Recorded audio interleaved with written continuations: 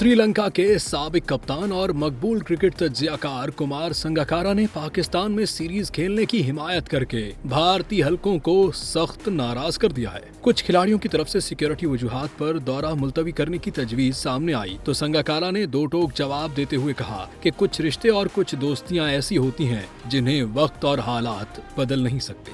संगकारा का कहना था कि मैं खुद उस टीम का हिस्सा था जिस पर लाहौर में हमला हुआ, ताहम पाकिस्तानी फोर्सेस ने सूरत हाल को इंतहाई बहादुरी से संभाला। उन्होंने बताया कि इस वाक़े के बाद भी मैं कई मरतबा पाकिस्तान जा चुका हूं और मुस्तकबिल में भी पाकिस्तान जाने में हिचकिचाहट महसूस नहीं करूंगा, क्योंकि यहाँ क्रिकेट का माहौल मुनफरिद और शायकीन का प्यार बेमिसाल है। वाज़ेह रहे कि इस वक्त श्रीलंकन टीम रावलपिंडी में मौजूद है, जहाँ पाकिस्तान के साथ वनडे सीरीज के बाद जिम्बाब्वे की शमूलियत के साथ सह मुल्की टूर्नामेंट भी शेड्यूल है। ज़राए ने यह भी बताया कि भारत ने श्रीलंका को पाकिस्तान आने से रोकने के लिए दौरा भारत की पेशकश की थी, ताहम श्रीलंकन बोर्ड ने इस ऑफर को मुस्तरद करते हुए पाकिस्तान का इंतखाब बरकरार रखा।